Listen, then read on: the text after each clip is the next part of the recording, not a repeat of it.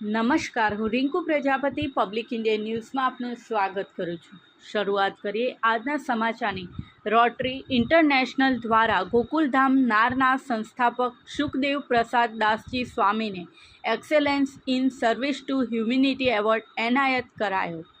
વિશ્વના 200 ઉપરાંત દેશોમાં માનવતાનું કામ કરતી ઇન્ટરનેશનલ રોટરી ક્લબ સમાજ સેવાની સાથે સમાજમાં માનવતાના સેવા કાર્યોમાં વિશેષ યોગદાન આપનાર સમાજ સેવકોનું પણ સન્માન કરે છે, જેના ભાગરૂપે રોટરીના ઉચ્ચતમ award excellence in service two humanity award 2023-24 માટે સમગ્ર વિશ્વમાંથી 150 સમાજ શ્રેષ્ઠીઓ અને સમગ્ર ભારતમાંથી 7 સમાજ શ્રેષ્ઠીઓની પસંદગી કરવામાં આવી હતી, જે પૈકી ગુજરાતમાં ગોકુલધામ નારના સ્વપ્નદ્રષ્ટા કે જેમના નામે ગિનીસ વર્લ્ડ રેકોર્ડ થયેલા છે એવા સુખદેવ પ્રસાદ દાસજીની પણ પસંદગી કરવામાં આવી હતી।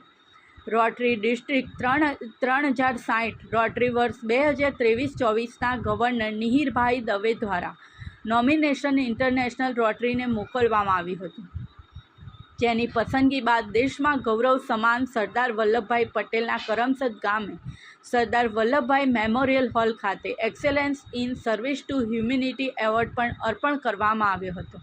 આ સન્માનની વિશેષતા એ હતી કે વિશ્વમાં ધાર્મિક જગતમાં રોટરીનો ઉચ્ચતમ એવોર્ડ સંતને અપાવ્યો હોય તેવી પ્રથમ ઘટના છે એ વાતનું સનાતન સાધુ સમાજ તેમજ સ્વામિનારાયણ સંપ્રદાય ગૌરવ અનુભવે છે।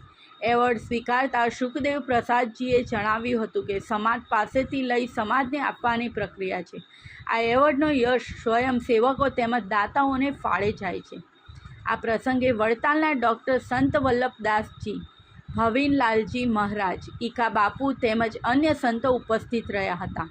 જિલ્લા કલેક્ટર પ્રવીણભાઈ ચૌધરી, સોજિત્રાના ધારાસભ્ય વિપુલભાઈ પટેલ, પેટલાદના ધારાસભ્ય કમલેશભાઈ પટેલ, એસપી યુનિવર્સિટીના કુલપતિ ડૉક્ટર નિરંજનભાઈ પટેલ, જિલ્લા ભાજપના પ્રમુખ રાજેશભાઈ પટેલ, અમૂલ ડેરીના ચેરમેન વિપુલભાઈ પટેલ વગેરે સમાજ અગ્રણીઓ તેમજ ડૉક્ટર ઉપસ્થિત રહ્યા હતા।